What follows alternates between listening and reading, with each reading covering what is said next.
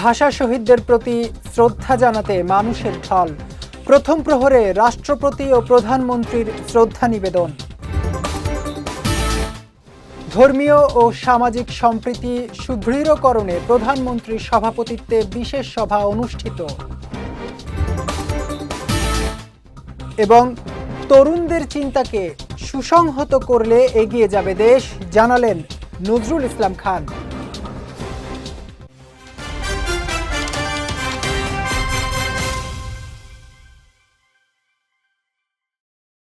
আসসালামু আলাইকুম। পুষ্টি চা নিবেদিত বিজয় রাতের সংবাদে আমন্ত্রণ জানাচ্ছি আমি জাওয়াদ অন্তু। শুনছিলেন শিরোনাম, এবারে বিস্তারিত।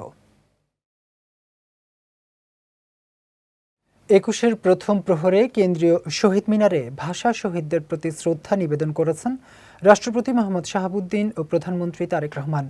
একই সঙ্গে বিরোধী দলীয় নেতা ও জামায়াত ইসলামীর আমির ডাক্তার শফিকুর রহমানও শ্রদ্ধা নিবেদন করেন ভাষা শহীদদের প্রতি। এরপর সর্বসাধারণের শ্রদ্ধা নিবেদনের জন্য উন্মুক্ত করে দেওয়া হয় জাতীয় শহীদ মিনার। শায়ান সাব্বিরের রিপোর্ট, ছবি তুলেছেন সাকিবুর রহমান। বছর ঘুরে আবার এসেছে রক্তঝরা ফাগুন। ১৯৫২ সালে ভাষার জন্য রাজপথে যারা রক্ত ঢেলে দিয়েছিল, ২১-এর প্রথম প্রহরে তাদের স্মরণে সেজেছে কেন্দ্রীয় শহীদ মিনার। বিনম্র শ্রদ্ধায় সেই সব শহীদদের প্রতি একে একে শ্রদ্ধা নিবেদন করেছেন রাষ্ট্রপতি, প্রধানমন্ত্রী ও বিরোধী দলীয় নেতা।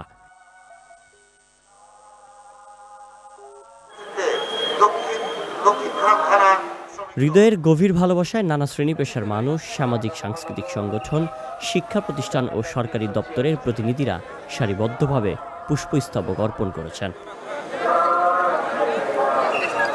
রাষ্ট্রীয় গুরুত্বপূর্ণ ব্যক্তিবর্গের শ্রদ্ধা নিবেদন শেষে জনসাধারণের জন্য উন্মুক্ত করে দেওয়া হয় শহীদ মিনার। রাত পেরিয়ে ভোরের আলো ফুটতেই ফুলে ফুলে সেজে ওঠে শহীদ বেদি। বেলা বেড়ার সাথে সাথে সাধারণ মানুষের সারি আরও দীর্ঘ হতে থাকে। পুরো এলাকা মুখরিত হয়ে ওঠে ২১-এর আবহে। আজ আন্তর্জাতিক মাতৃভাষা দিবস। আমরা ভাষার জন্য এই জাতি জীবন দিয়েছে, এই ভাষার শহীদদের প্রতি শ্রদ্ধা জানাতে আমরা আজকে এখানে মিলিত হয়েছি। আমি বাবার সাথে শহীদ মিনারে ফুল দিতে এসেছি। আমার তো ওইটার সাথে স্মৃতি নেই, আমার বয়স কম, কিন্তু ইতিহাস পড়ে যেটা জেনেছি, যদি তাদের এই আত্মত্যাগ না থাকতো তাহলে হয়তো আমরা বাংলাকে মাতৃভাষা হিসেবে পেতাম না। সেটা আমাদের সারা জীবনের জন্য, বাঙালি জাতির জন্য, একটা বাংলাদেশের মানুষের জন্য একটা দুঃখের ব্যাপার হয়ে থাকতো। আমরা যদি ইতিহাস ভুলে যাই তাহলে আমাদের কোনো পরিচয় থাকে না। আমাদের যে পরিচয়, আমাদের স্বাধীনতা, আমাদের সংগ্রাম সব কিছু শুরু সেই ১৯৫২ সালে। তাই যদি আমরা আমাদের বাংলা ভাষাকে ভুলে যাই বা সেই ভাষা সৈনিকদের ভুলে যাই, আসলে আমরা কেউ কোনো কিছুই না। পৃথিবীর ইতিহাসে মাতৃভাষার জন্য জীবন দিয়ে বাঙালি জাতি প্রমাণ করেছিল স্বৈরাচারের রক্ত চক্ষু তাদের কখনো দাবিয়ে রাখতে পারবে না।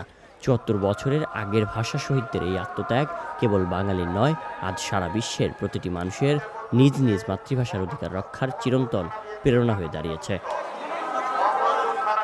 শায়ান সাব্বির, বিজয় টিভি, ঢাকা। ধর্মীয় ও সামাজিক সম্প্রীতি সুদৃঢ়করণে প্রধানমন্ত্রীর সভাপতিত্বে বিশেষ সভা অনুষ্ঠিত হয়েছে। শনিবার দুপুরে রাজধানীর তেজগাঁওয়ে প্রধানমন্ত্রীর কার্যালয়ের মন্ত্রী সভাকক্ষে দেশের বর্তমান প্রেক্ষাপটে ধর্মীয় ও সামাজিক স্থিতিশীলতা বজায় রাখাকে সর্বোচ্চ গুরুত্ব দিয়ে বিশেষ এই সভা অনুষ্ঠিত হয়। সভায় দেশের শান্তি ও শৃঙ্খলা রক্ষায় সব ধর্মের মানুষের মধ্যে পারস্পরিক শ্রদ্ধা ও সৌহার্দ্যপূর্ণ সম্পর্ক বজায় রাখার উপর গুরুত্বারোপ করেন প্রধানমন্ত্রী তারেক রহমান। এছাড়া সামাজিক বৈষম্য দূর করে একটি অন্তর্ভুক্তিমূলক সমাজ গঠনের লক্ষ্যে উপস্থিত মন্ত্রী ও কর্মকর্তাদের প্রয়োজনীয় দিক নির্দেশনা প্রদান করেন তিনি। সভায় সরকারের বিভিন্ন মন্ত্রণালয়ের মন্ত্রী, প্রতিমন্ত্রী এবং সংশ্লিষ্ট ঊর্ধ্বতন কর্মকর্তারা উপস্থিত ছিলেন। প্রধানমন্ত্রী হিসেবে দায়িত্ব গ্রহণের পর প্রথমবারের মতো রাজধানীর তেজগাঁওয়ে প্রধানমন্ত্রীর কার্যালয়ে দাপ্তরিক কার্যক্রম শুরু করেছেন প্রধানমন্ত্রী তারেক রহমান। শনিবার সরকারি ছুটি থাকলেও প্রশাসনের গতিশীলতা আনার লক্ষ্যে গত বৃহস্পতিবারের আন্তঃমন্ত্রণালয় বৈঠকের সিদ্ধান্ত অনুযায়ী এদিন অফিস করার সিদ্ধান্ত নেন প্রধানমন্ত্রী। এরই ধারাবাহিকতায় শনিবার সকাল 10টায় তেজগাঁও কার্যালয়ে পৌঁছান প্রধানমন্ত্রী তারেক রহমান। সেখানে প্রধানমন্ত্রীকে স্বাগত জানান মুখ্য সচিব ABM আব্দুস সাত্তার এবং অতিরিক্ত প্রেস সচিব আতিকুর রহমান রুমন। দাপ্তরিক কাজ শুরুর আগে প্রধানমন্ত্রী কার্যালয় চত্বরে একটি স্বর্ণচাপা ফুলের চারা রোপণ করেন। এরপর বিশেষ মোনাজাতে অংশ নেন তিনি। এছাড়া তেজগাঁও কার্যালয়ে প্রথম দাপ্তরিক স্বাক্ষর ও আনুষ্ঠানিক কার্যক্রম হিসেবে মহান শহীদ দিবস ও আন্তর্জাতিক মাতৃভাষা দিবস 2026 উপলক্ষে বিশেষ স্মারক ডাকটিকিট উন্মোচন করেন প্রধানমন্ত্রী তারেক রহমান।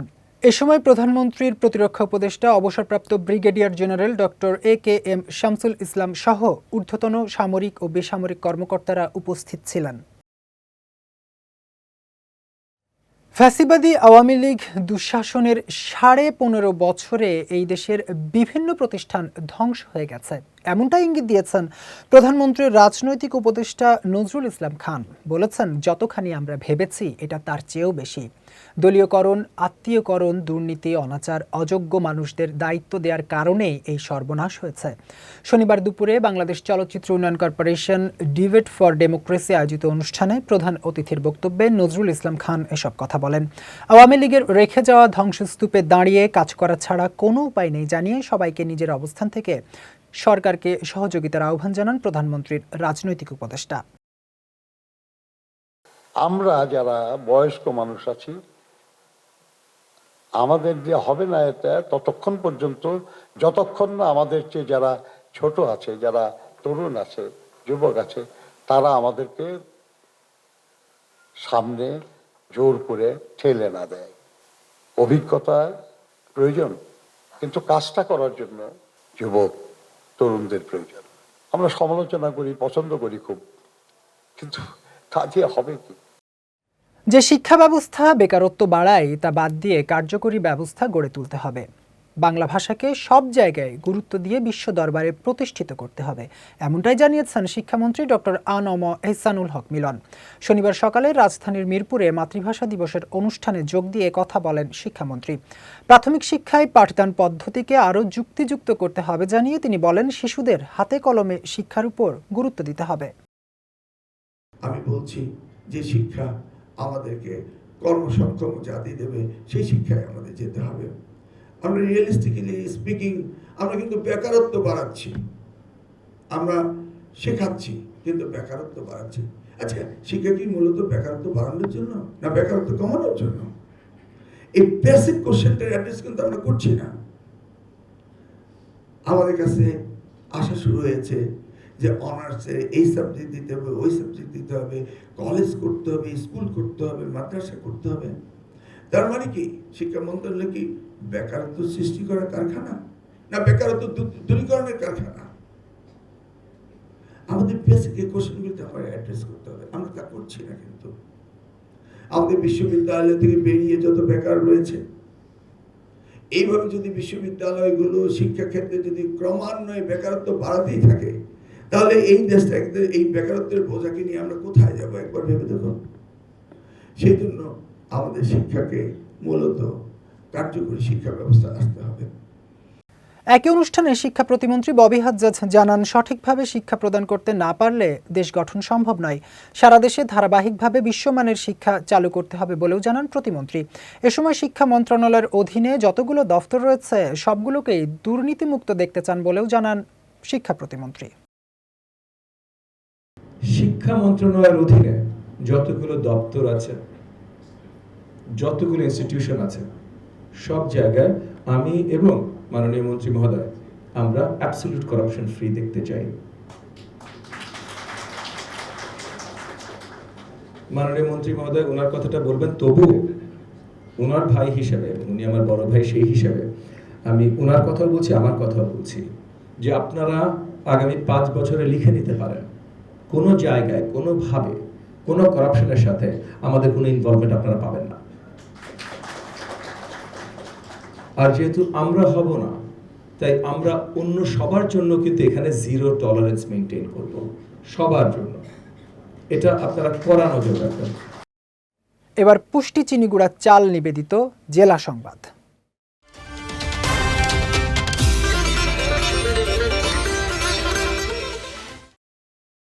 মৎস্য, প্রাণী সম্পদ, কৃষি এবং খাদ্য মন্ত্রণালয়ের প্রতিমন্ত্রী সুলতান সালাউদ্দিন টুকু বলেছেন, নির্বাচনের ৩১ দফার যে প্রতিশ্রুতি ছিল সে অনুযায়ী ফ্যামিলি কার্ড, কৃষি কার্ড এবং স্বাস্থ্য সেবা নিশ্চিত করা ও খাদ্য নিরাপত্তা দেয়া সর্বোচ্চ বিবেচনায় নেওয়া হয়েছে। দুপুরে টাঙ্গাইলের শহীদ স্মৃতি পৌর উদ্যানে সুলভ মূল্যে দুধ, ডিম, মাংস বিক্রির উদ্বোধনী অনুষ্ঠানে প্রধান অতিথির বক্তব্যে তিনি কথা বলেন। প্রতিমন্ত্রী বলেন, অসহায় মানুষেরা যাতে সহজে সুলভ মূল্যে দুধ, ডিম ও মাংস কিনতে পারে, এই রমজানে বাজার যাতে নিয়ন্ত্রণে থাকে সেজন্যই এই উদ্যোগ নেওয়া হয়েছে। বাংলাদেশকে আমরা একটি সমৃদ্ধশালী দেশ হিসাবে গড়ে তোলার জন্য সকলকেই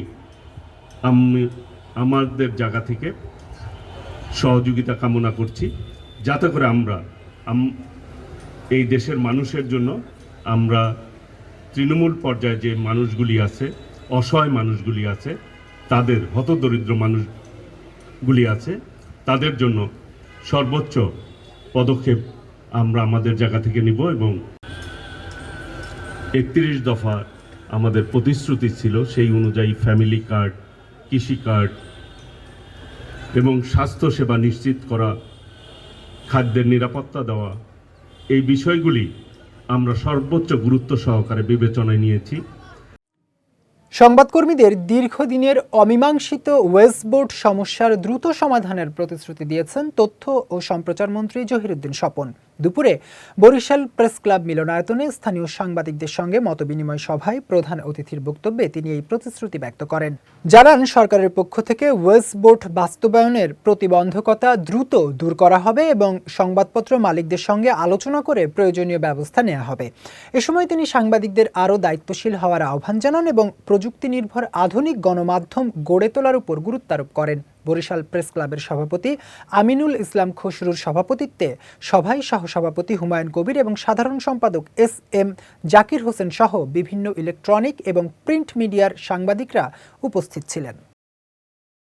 যেহেতু গণমাধ্যম একটা প্রচলিত ধারায় চলছে বহু বছর যাবত, আমি বলতে চাচ্ছি যে একটা আধুনিক গণমাধ্যম যা এই পেশার লোকজনদেরকেও সিকিউর করবে, আবার এট দ্য সেম টাইম প্রকৃত অর্থে মানুষের কাছে প্রতিনিয়ত নিরবিচ্ছিন্নভাবে তথ্য প্রবাহ করতে থাকবে, আবার তথ্যকে ফ্যাক্ট চেকিং এর মধ্যে নিয়ে যেতে পারবে। ফ্রি জার্নালিজম করছে, ওপেন জার্নালিজম করছে, at the same time automatically তাকে আবার ফ্যাক্ট চেকিং এর মধ্যে ঢুকে পড়তে হচ্ছে। তো এই জিনিসগুলি নিয়ে একটু কাজ করতে চাই। কুমিল্লায় কর্মরত প্রিন্ট ও ইলেকট্রনিক্স মিডিয়ার সাংবাদিকদের সঙ্গে মতবিনিময় করেছেন মৎস্য ও প্রাণী সম্পদ, খাদ্য এবং কৃষি মন্ত্রী আমিনুর রশিদ ইয়াসিন। দুপুরে কুমিল্লা সার্কিট হাউসে এই মতবিনিময় সভা অনুষ্ঠিত হয়। সভায় মন্ত্রী বলেন, দেশের কৃষি, খাদ্য নিরাপত্তা ও প্রাণী সম্পদ খাতকে এগিয়ে নিতে নিরলসভাবে কাজ করছে সরকার। এসব ক্ষেত্রে জনগণের প্রত্যাশা পূরণে সর্বোচ্চ চেষ্টা করবেন বলেও আশাবাদ ব্যক্ত করেন তিনি।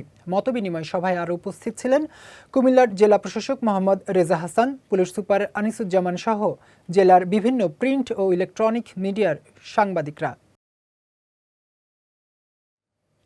কুষ্টিয়ায় ট্রাক চাপায় সিএনজি চালিত অটো রিকশার ৩ নারী সহ ৫ যাত্রী নিহত হয়েছেন।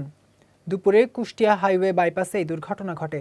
কুষ্টিয়া হাইওয়ে পুলিশের ভারপ্রাপ্ত কর্মকর্তা আবু ওবায়দ জানান, যাত্রীবাহী অটোরিকশাটি রাজশাহী থেকে জেলার খাজানগর ফেরার সময় কুষ্টিয়া বটতল বাইপাস সড়কের একটি ট্রাককে ওভারটেকের চেষ্টা করে। এ সময় অটোরিকশাটি নিয়ন্ত্রণ হারিয়ে বিপরীত দিক থেকে আসা গ্যাস সিলিন্ডারবাহী একটি ট্রাকের নিচে পড়ে যায়। এতে অটোরিকশাটি দুমড়ে মুচড়ে গেলে ঘটনাস্থলেই ৩ জন নিহত হন। এছাড়া গুরুতর আহত অবস্থায় আরও 2 জনকে উদ্ধার করে কুষ্টিয়া জেনারেল হাসপাতালে নিলে চিকিৎসাধীন অবস্থায় তাদের মৃত্যু হয়। এদিকে দুর্ঘটনার পর ট্রাকটি জব্দ করা হলেও এর চালক পলাতক রয়েছে বলে জানিয়েছে হাইওয়ে থানা পুলিশ। এবার পুষ্টি নিবেদিত আন্তর্জাতিক প্রসঙ্গ।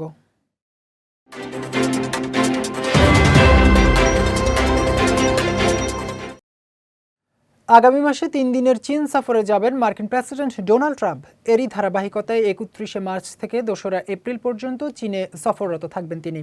এই তথ্য নিশ্চিত করে শুক্রবার হোয়াইট হাউসের একজন কর্মকর্তা জানান, ট্রাম্প এবং চীনের প্রেসিডেন্ট শি জিনপিং সম্প্রতি মাসগুলোতে দুই দেশের মধ্যে চমৎকার এবং ভালো যোগাযোগ বজায় রাখার পর মার্কিন প্রেসিডেন্টের চীন সফরের বিষয়টি সামনে এসেছে। 2017 সালের পর এটি কোনো মার্কিন প্রেসিডেন্টের প্রথম বেইজিং সফর হতে যাচ্ছে। ট্রাম্পের বেইজিং সফরের আলোচনার সূচিতে শুল্ক আরোপের বিষয়টি থাকবে বলে ধারণা করছেন আন্তর্জাতিক বিশ্লেষকরা। এছাড়া মার্কিন যুক্তরাষ্ট্রের বাণিজ্য হুমকির প্রতি চীনের প্রতিক্রিয়াও এই সফরের আলোচনার টেবিলে উঠে আসবে বলে মনে করা হচ্ছে। যাচ্ছি পুষ্টি ড্রিঙ্কিং ওয়াটার নিবেদিত খেলার সংবাদে।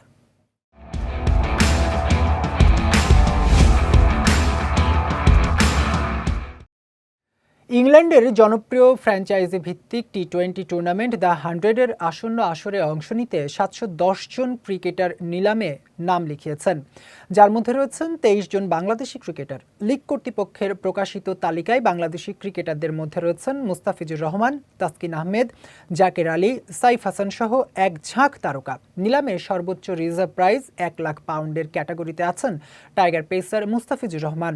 75,000 পাউন্ডের তালিকায় রয়েছেন রিশাদ হোসেন। এছাড়া 31,000 পাউন্ডের ক্যাটাগরিতে নাম রয়েছে বেশ কয়েকজন বাংলাদেশি ক্রিকেটারের। এর আগে এই ফ্র্যাঞ্চাইজি লিগে কোনো বাংলাদেশি ক্রিকেটার খেলার সুযোগ পাননি। এদিকে আগামী 12 মার্চ দ্য 100-এর নিলাম অনুষ্ঠিত হবে। খেলা শুরু হবে 21 জুলাই এবং চলবে 16 আগস্ট পর্যন্ত।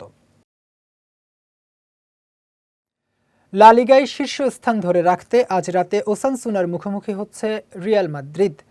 বাংলাদেশ সময় রাত 11:30টায় সান্তিয়াগো বার্নাবুতে ম্যাচটি অনুষ্ঠিত হবে। এদিকে ফর্মে থাকা কিলিয়ান এমবাপ্পে এবং ভিনিসিয়াস জুনিয়রের গতির ঝড় সামলানোই হবে রিয়ালের বিপক্ষে ওসাসুনা রক্ষণভাগের মূল চ্যালেঞ্জ। যদিও হেড টু হেড রেকর্ডে রিয়াল মাদ্রিদ যোজন এগিয়ে, তবে বড় দলগুলোকে চমকে দেওয়ার সামর্থ্য রাখে সফরকারীরা।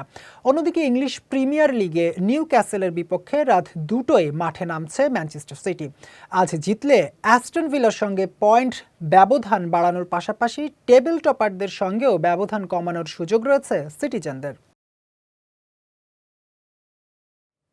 পুষ্টি চা নিবেদিত বিজয় রাতের সংবাদ শেষ করার আগে শিরোনামগুলো দেখে নিচ্ছি আরও একবার।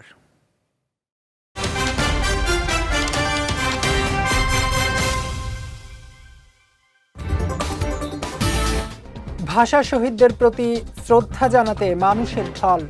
প্রথম প্রহরে রাষ্ট্রপতি ও প্রধানমন্ত্রীর শ্রদ্ধা নিবেদন।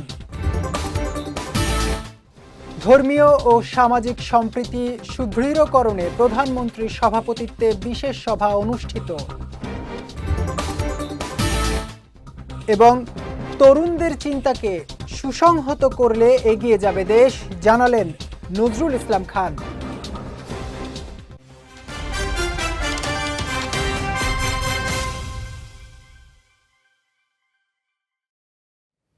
বিজয় রাতের সংবাদ শেষে আজকের মতো আমি জাওয়াদ অন্তু আপনাদের কাছ থেকে বিদায় নিচ্ছি। আগামীকাল একই সময় নতুন সব খবর দেখতে চোখ রাখুন বিজয় টিভিতে।